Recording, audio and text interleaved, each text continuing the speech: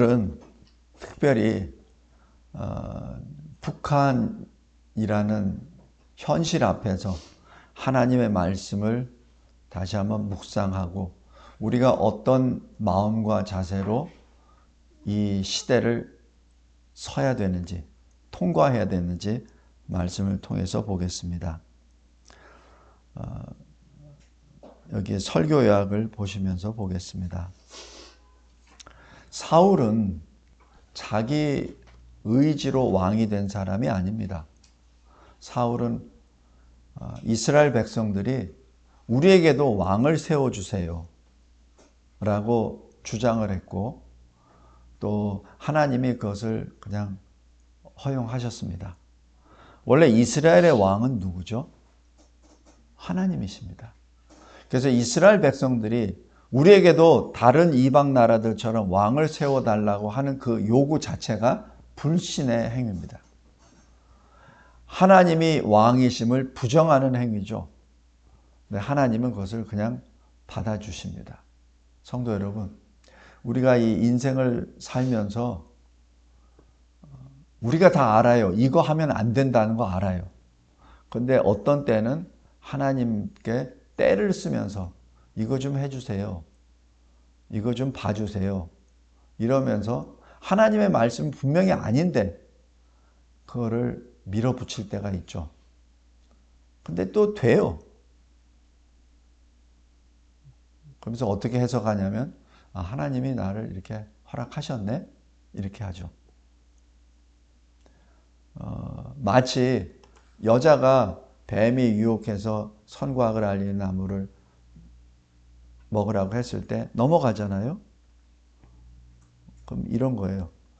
하나님이 그 여자가 먹는 거를 뺏어버리시든지 아니면 못하게 하시든지 그러지 왜 내버려 두셨어? 그런 해석이 돼버립니다. 이스라엘 백성들의 그 요구에 따라 사무엘이 사울을 기름을 부으시죠. 그러니까 이스라엘 백성들이 해석하는 왕의 모습, 키도 크고 힘도 세고 그런 사람. 사울이 그 키가 어떻게 되죠? 이 어깨 위로. 일반 백성들은 사울의 어깨 높이밖에 안 되죠. 그러니까 사울의 키는 아마 요즘으로 얘기하면은 근 2m 정도 되는 굉장히 큰 사람입니다. 사울이 왕이 되었음을 사무엘이 기름을 부으면서 선포합니다. 그런데 이스라엘 백성들은 사울을 왕으로 여기지 않습니다. 그게 참 이 하나님 백성이라고 하는 사람들의 이율배반적인 행위죠. 세워달라 그래서 사울을 세웠습니다. 그런데 하지 않습니다. 그것이 여기 사무엘상 10장 1절입니다. 그런데 이 이스라엘에 이제 암몬이 침략을 하게 되죠. 그러다 보니까 이 이스라엘 백성들이 이제 우왕좌왕하면서 그런 사이에 사울이 성령의 이 능력을 받아서 물리칩니다. 물리치니까 어떻게 돼요? 이스라엘 모든 백성들이 사울을 왕으로 세웁니다. 이게 인간의 모습입니다. 그래서 이 사무엘상 11장 15절에 사울이 왕이 됩니다. 백성들이 인정하는 왕이 됐죠.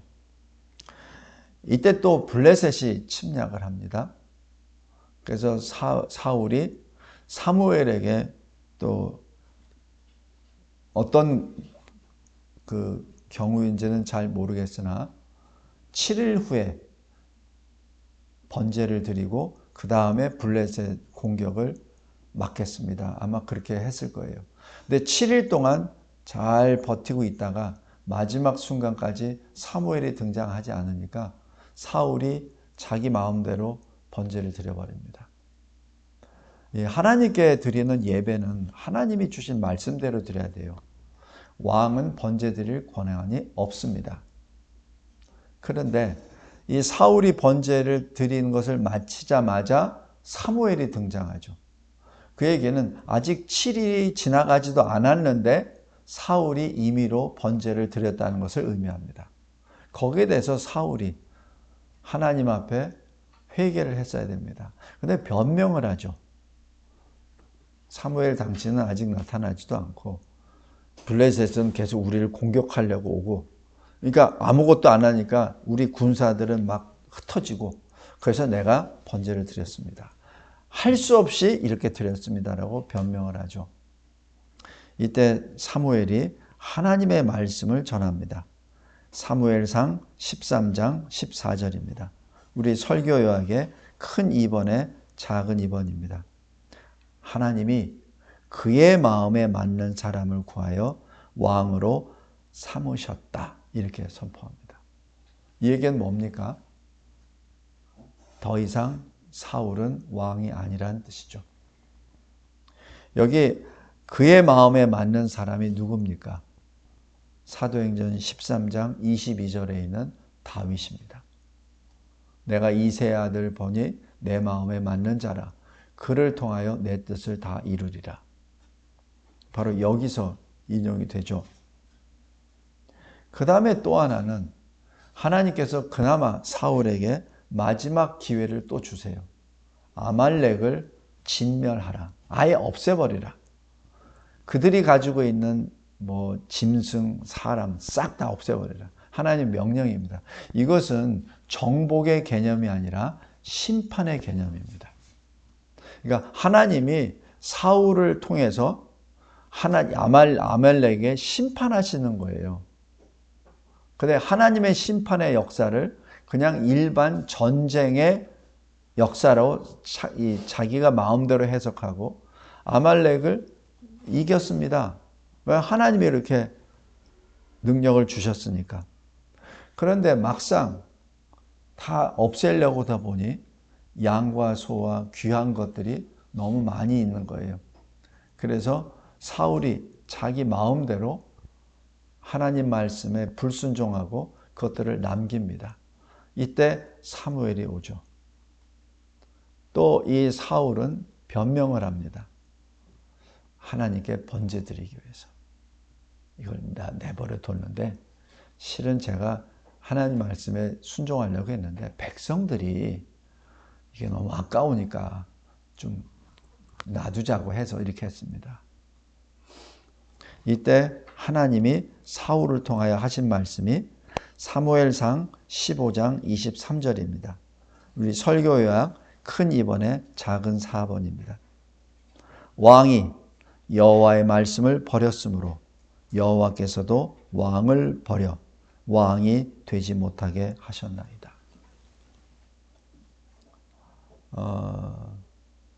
우리가 하나님의 말씀에 대해서 불순종할 때는 아주 쉽게 하죠.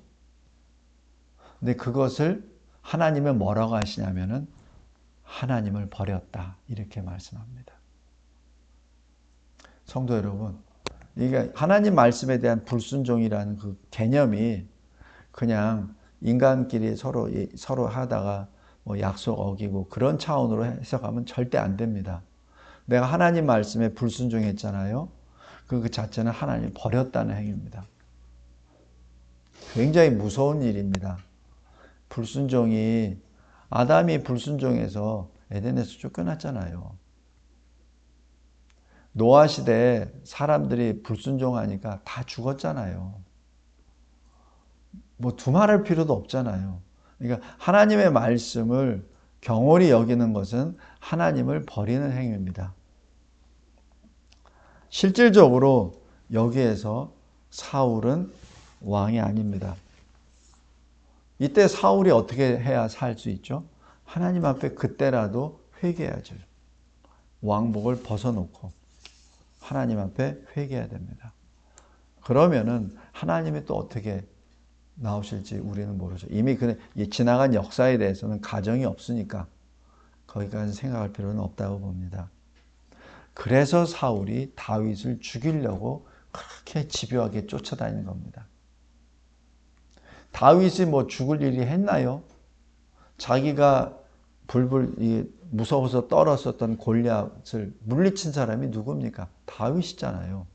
자기가 전쟁터에 나가서 블레셋을 물리쳐야 되는데 다윗이 가는 곳마다 전승하잖아요. 근데 왜 다윗을 죽이려고 합니까? 가뜩이나 자기 딸까지 줬잖아요. 사위잖아요. 자기 아들이잖아요. 근데 끝까지 죽이려고 그러잖아요. 왜? 왕이 계속 되려고. 이미 하나님이 너 왕 아니야 라고 선언하셨는데도 불구하고 사울은 계속 자기가 왕인 거죠. 그리고 아들 요나단에까지 충동질합니다. 다윗이 살면 너도 왕 안 돼. 이렇게 하면서. 그래서 요나단까지도 다윗을 잡아들이라고 명령하잖아요.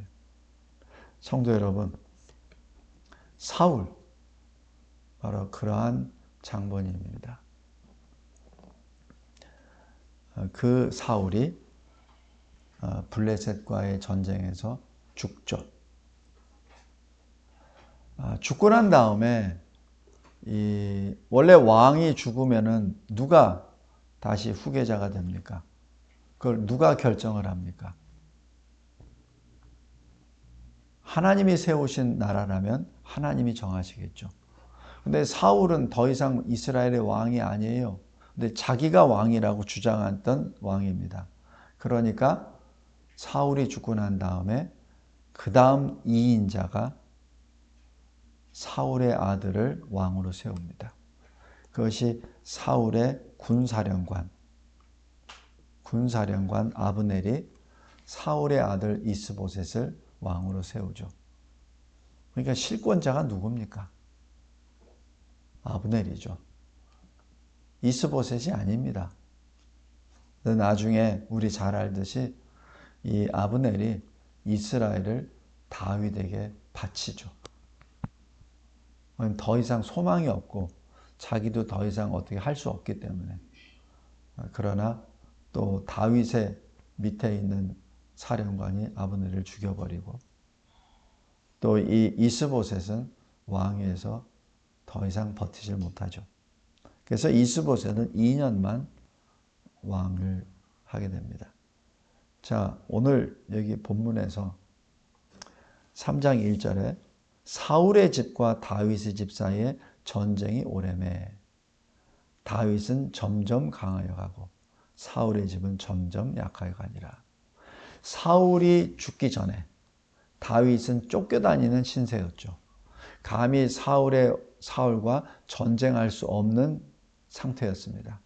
물론 규모 면에서도 그랬지만 다윗의 신앙으로 사울과 전쟁하지 않았습니다. 그러나 사울이 죽었잖아요. 왕이 죽었잖아요. 그 다음 왕은 누구죠? 이스보셋이 아니라 하나님이 세우신 다윗입니다. 그래서 지금 이 사울의 집과 다윗의 집이 전쟁하는 것은 하나님의 뜻입니다. 왜냐하면 하나님은 다윗을 세우셨잖아요. 근데 사울의 집은 그것을 거부하는 거죠. 그러니까 하나님의 뜻에 거부하는 겁니다. 아버지 사울로부터 아들에 이르기까지 또 사울 왕의 그 오른손이었던 이 아브넬까지도 모든 이 병력들도 지금 하나님의 말씀을 따르지 않게 된 것이죠. 그래서 오늘 본문 사무엘하 3장 1절에 사울의 집과 다윗의 집의 전쟁이 계속해서 진행되는 것은 하나님의 역사입니다. 또 다윗은 점점 강해지고 사울의 집은 점점 약해지는 것도 하나님의 역사입니다. 왜? 사울의 집은 뭐예요? 하나님을 버린 그 자체잖아요. 그러니까 하나님을 버린 그 나라와 그 백성들은 멸망입니다. 성도 여러분, 우리가 이 인류 역사를 쭉 봐서도 하나님을 버린 족속 중에 지금 살아있는 족속 중에 제대로 된 나라가 있나 잘 보시기 바랍니다. 하나님을 버린 나라의 대표적인 나라들이 어디죠? 공산주의 나라, 사회주의 나라.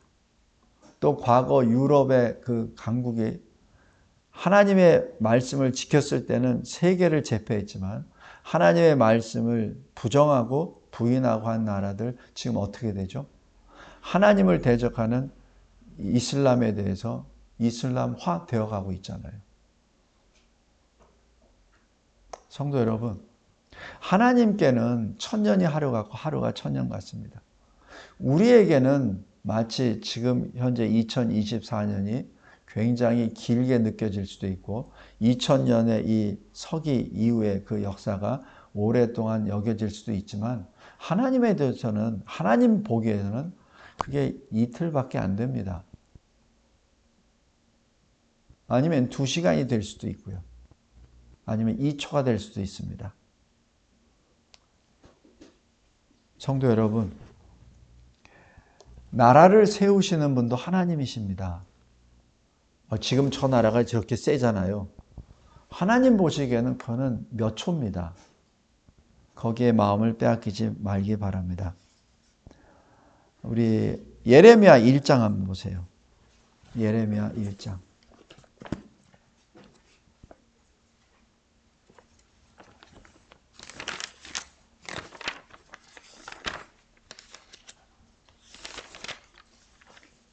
예레미야 1장 10절 보십시오. 하나님이 예레미야 선지자에게 하신 말씀입니다. 사명과 함께 보라, 내가 오늘 너를 여러 나라와 여러 왕국 위에 세워 네가 그것들을 뽑고 파괴하며 파멸하고 넘어뜨리며 건설하고 심게 하였느니라 하시니라.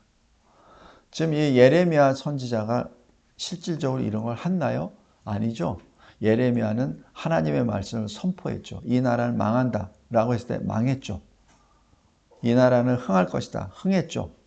그것을 이렇게 표현한 것입니다. 그럼 예레미야가 능력인가? 아닙니다. 하나님이십니다. 하나님의 뜻에 따라 유다를 멸망시키시기도 하고 또 바벨론을 흥하게 하시고 또 바벨론을 아수르에서 멸망시키시고 또 이 바벨론이 메대와 바사로 또 연결이 돼서 다시 그 바사에서 다시 유다를 귀환시키고 그건 하나님의 역사입니다. 하나님이 나라를 세우시기도 하고 나라를 다시 파멸시키기도 하시고 다시 또 다른 나라를 세우시기도 합니다. 우리 인류 역사를 쭉 보면은 여태까지 인간의 역사가 있는 가운데 처음부터 지금까지 존재한 나라가 있나요? 없습니다. 성도 여러분, 이 말씀을 꼭 기억하시면서 하나님을 잊어버린 나라는 다 멸망합니다. 우리 시편 한번 보세요. 시편 9편입니다.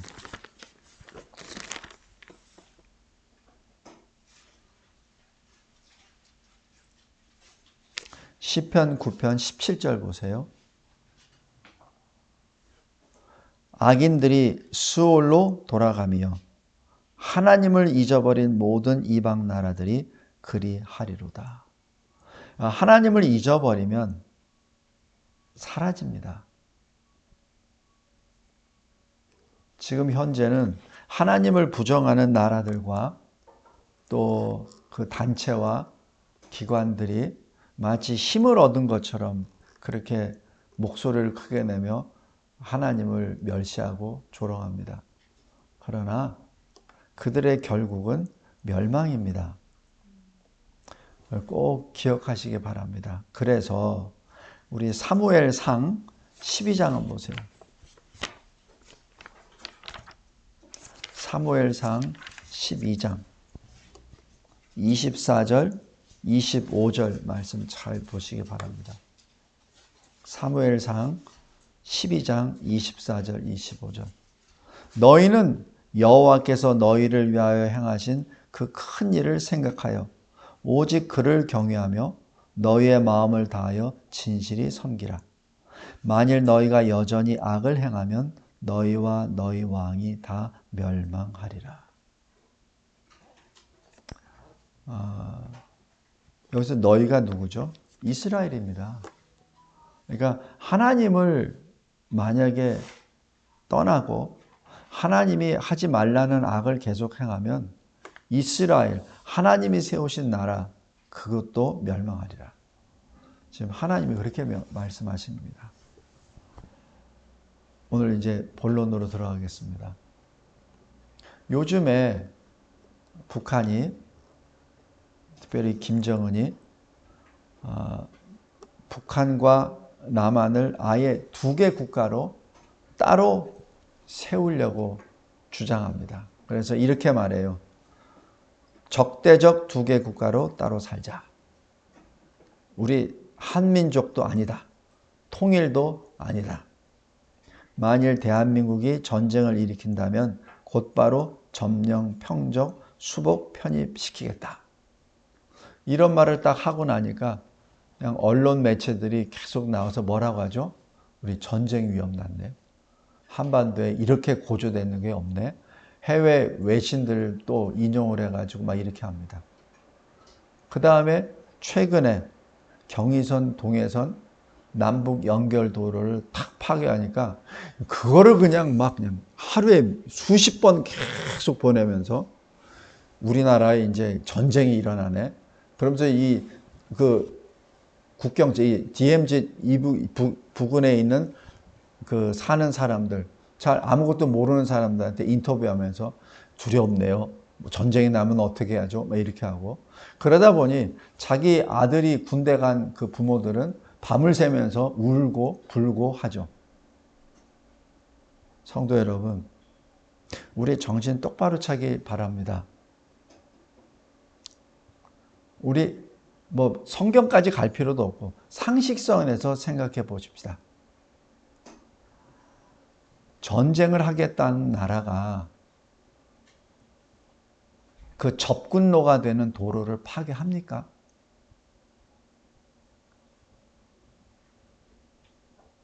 원래 전쟁하려고 공격하려고 하면은 접근로를 준비해요.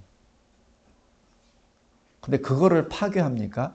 그게 공격하는 부대의 모습입니까? 또 잘 생각해 보세요. 장벽을 설치하고 있잖아요. 그 장벽을 왜 설치하겠습니까? 또 장벽 설치하기 전에 뭘 했죠? DMZ 따라서 지뢰를 다 설치했잖아요. 왜 지뢰를 설치했습니까? 제가 군에 있을 때 데프콘을 격상을 할 때 어떤 것이 격상의 조건이 되면은 북한군이 그 지뢰를 제거할 때, 그 다음에 포병부대가 그 굴에서 나올 때, 이 기동부대가 전진 배치될 때, 그때를 전쟁 징후라고 판단합니다. 그래서 전쟁 징후가 되면 데프콘을 격상합니다. 데프콘 4에서 3로, 2로 이렇게 격상을 하죠. 그렇게 해서 준비 태세를 하게 됩니다. 근데 지금은 뭐예요? 지금 다 막고 있잖아요. 근데 왜 전쟁을 두려워합니까? 저는 그러한 이 언론 매체나 주변 우리 국민들의 어떤 생각을 보고 참 답답하다 하는 생각이 듭니다. 누구를 위한 언론 매체입니까? 그리고 우리는 어느 나라 사람입니까? 정확히 잘 봐야 됩니다. 성도 여러분, 여기 창세기 한번 보세요. 창세기 22장. 창세기 21장.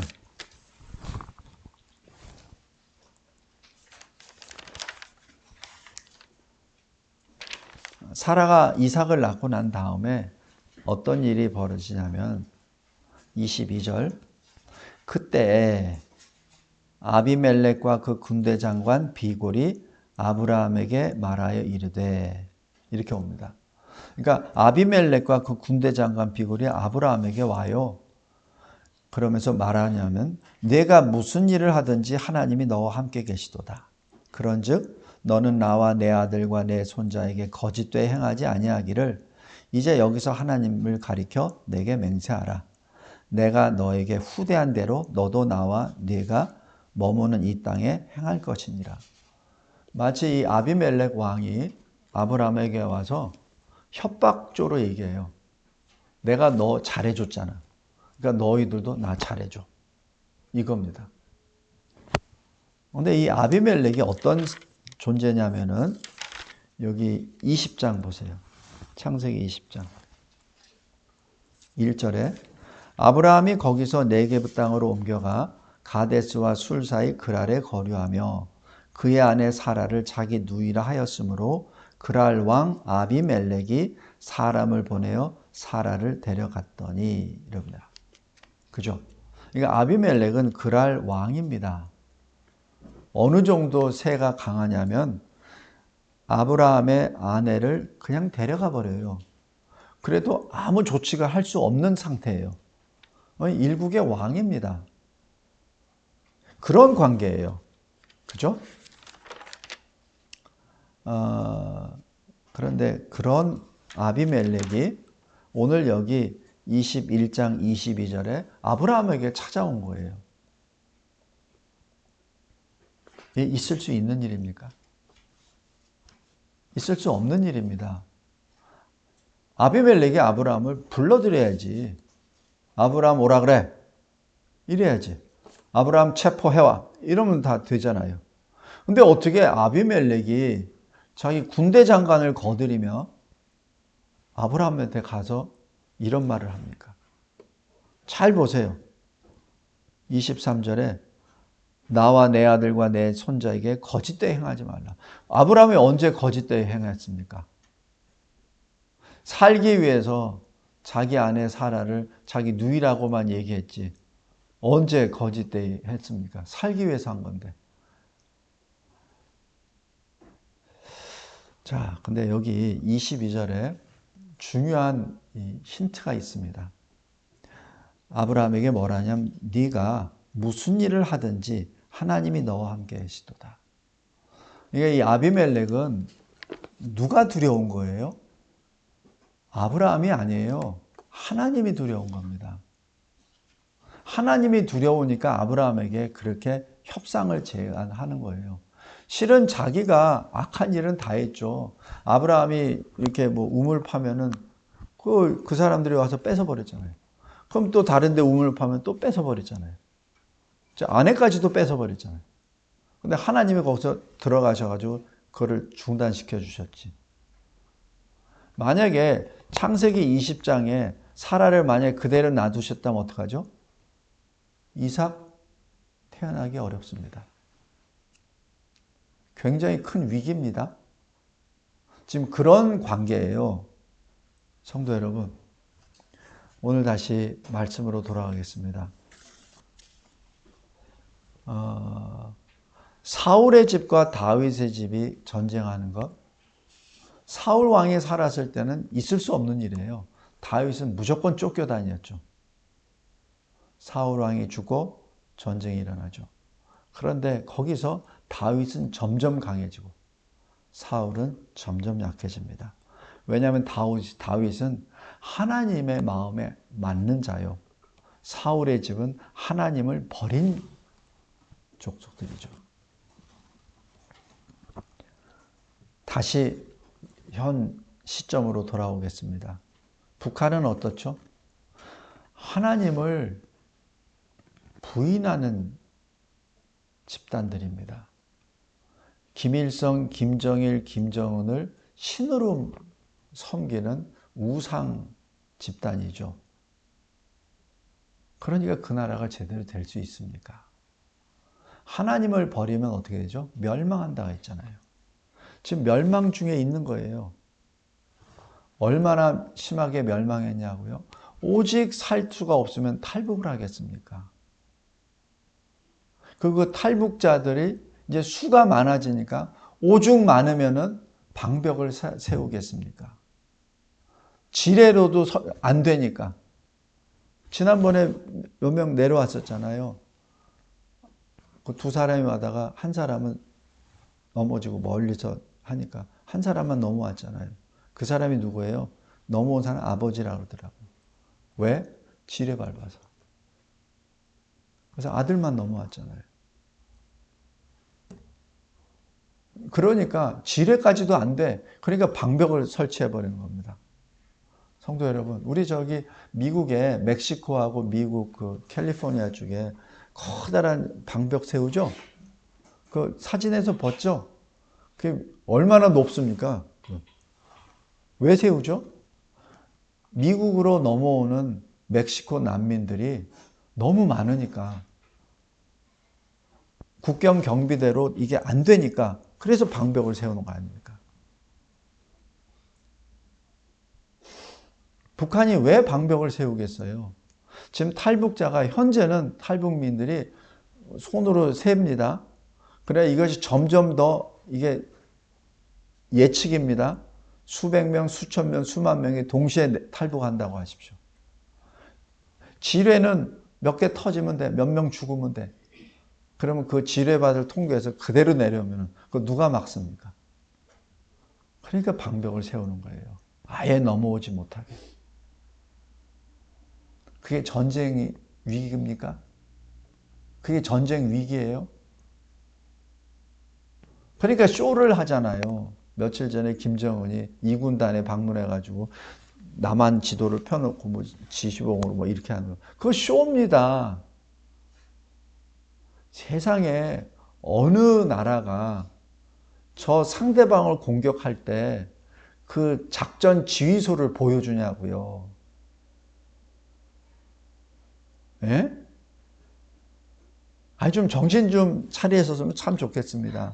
우리 성도들은 다 아는데 제가 왜냐면 이게 유튜브로 나가기 때문에 제가 드리는 말씀이에요. 좀 정신 좀 차리세요. 저도 군복무를 한 20여 년 했기 때문에 군사작전을 하거나 제가 원래 작전계획 하던 사람이에요. 작전계획 할 때 상대방이 보이게끔 작전계획을 해서 보십시오 하라고 이렇게 해줍니까? 그런 바보가 어디 있어요. 원래는 다 숨깁니다. 그러니까 비밀이죠. 비문건으로 다루잖아요. 그래서 D-Day, HC 이걸 뜨는 건 뭐냐면은 나만 알고 있는 거예요. 공격 그 시를 상대는 모르게. 그래야 전쟁의 일관이에요. 근데 그걸 다 펴놓고선 지시봉으로 뭐 이렇게. 이게 뭐예요, 이게. 쇼입니다. 그런데 왜 그것을 보는 사람들은 한반도의 전쟁이 지금까지 있는 것 중에 가장 고조됐다. 제3타 대전이 될 수도 있다. 또 뭐 핵이 공격은 날아올 수 있다. 뭐 이런 얘기를 합니까? 다시 한번 말씀드립니다. 핵 위협은 있어요. 그러나 이 핵이 만들어진 이후로 핵을 사용한 나라가 딱 한 나라입니다. 미국입니다. 일본을 잠재우기 위해서. 그 이후로 핵무기를 쓴 나라 있나요? 왜냐하면 쓰는 그 순간 그 나라는 이 지도상에서 사라집니다. 그거는 이념하고도 상관없어요.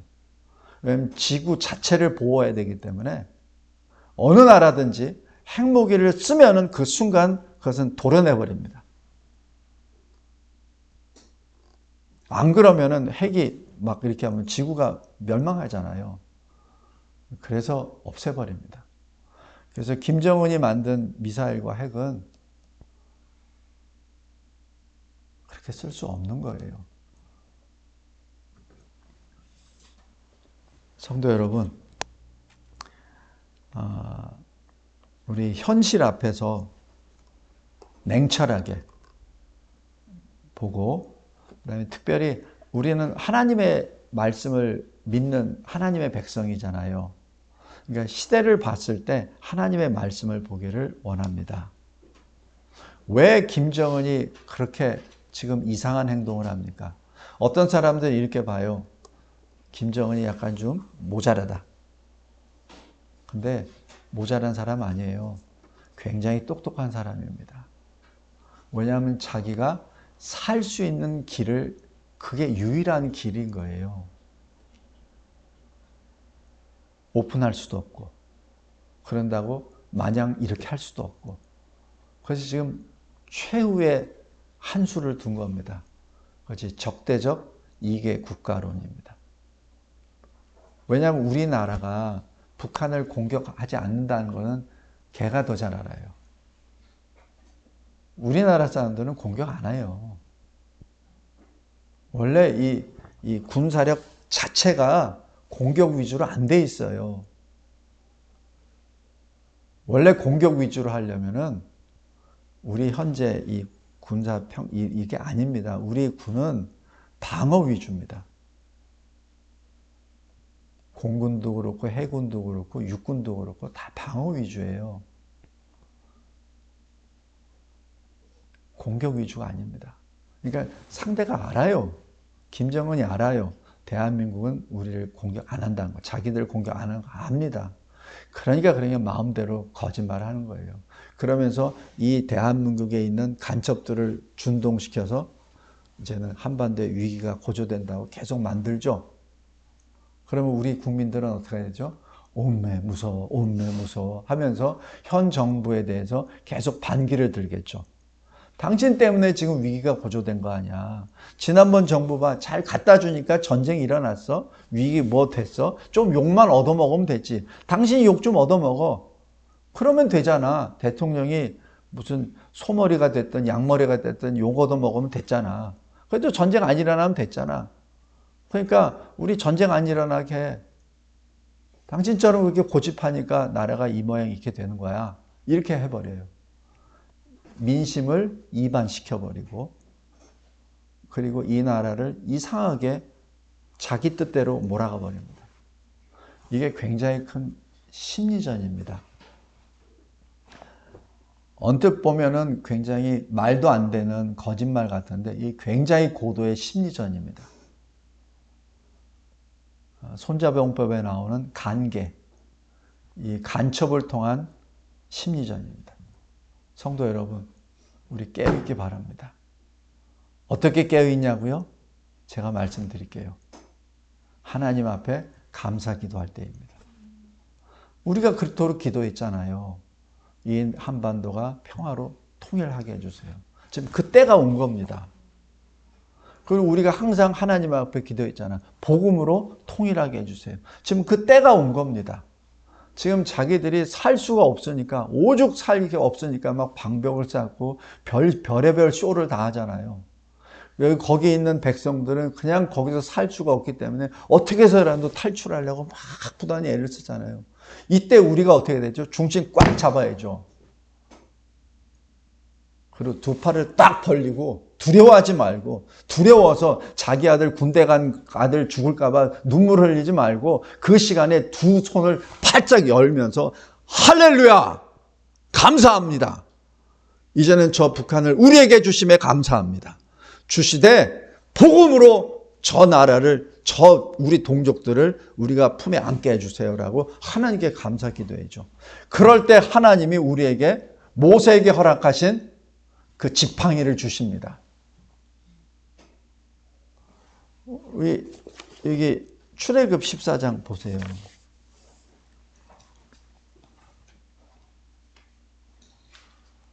출애굽 14장 12절부터 쭉 보시면은 지금 이스라엘 백성이 홍해 앞에 섰습니다. 뒤에서 바로군이 쫓아옵니다. 그때 어떻게 말해요? 12절. 우리가 애굽에서 당신에게 이른 말이 이것이 아니냐 이르기를 우리를 내버려 두라. 우리가 애굽 사람을 섬길 것이라 하지 아니하였더냐. 애굽 사람을 섬기는 것이 광야에서 죽는 것보다 낫겠노라. 왜 저 북한을 자꾸 자극을 해서 이렇게 위기 고조를 해놔. 그냥 걔들이 뭐 하다면 다 줘. 아, 그래 대장 우리 돈 많잖아. 뭐 그 김정은이 심정을 건드려서 해. 그냥 주다 달란 대로 다 주지. 그러면 전쟁 안 일어날 텐데. 13절. 모세가 뭐라 그러죠? 너희는 두려워하지 말고 가만히 서서 여호와께서 오늘 너희를 위하여 행하시는 구원을 보라. 너희가 오늘 본 애굽 사람을 영원히 다시 보지 아니하리라. 여호와께서 나라를 너희를 위하여 싸우시리니 너희는 가만히 있을지니라. 지금 하나님이 모세를 통하여 하신 말씀이에요. 성도 여러분, 어줍지 않게 뭐 나라를 위한다고 뭐 한다고 하면서 어줍지 않게 이 나라에서 이상한 말들 하지 말기 바랍니다. 그리고 그 말을 들은 우리 국민들 자꾸자꾸 부안해동하지 말기 바랍니다. 뭐가 전쟁의 위기입니까? 전쟁이 나면 우리가 이기면 되지. 성도 여러분, 인구수도 2배가 넘잖아요. 경제력도 지표상으로는 60배 이상인데 실질적으로는 그 수가 100배, 200배 됩니다. 우리 군사력 자체도 엄청나잖아요. 제가 군인이기 때문에 그걸 좀 말을 안 해서 그렇지 북한이 가지고 있는 거 다 옛날 거예요. 비행기 대수로 비교하면 안 됩니다. 요즘 전쟁은 보고 때리는 전쟁이 아니에요. 상대는 못 봐요. 근데 왜 죽었는지 몰라요. 그게 한국 비행기와 북한 비행기의 차이입니다. 북한도 탱크 있어요. 근데 그 탱크 휘발유가 있어야 움직이지.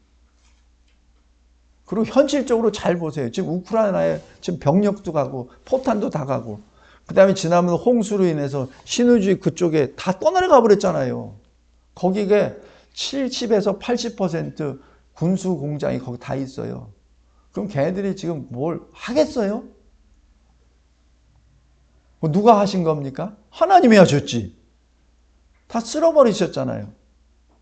우리가 할 게 없어요, 지금. 우리 이스라엘 이 전쟁사도 쭉 보면은 하나님이 다 하시잖아요. 그러니까 이스라엘은 어떻게 해요? 그냥 죽은 사람 송장 걷어내고 쫓아가는 거 그냥 쫓아만 가잖아요.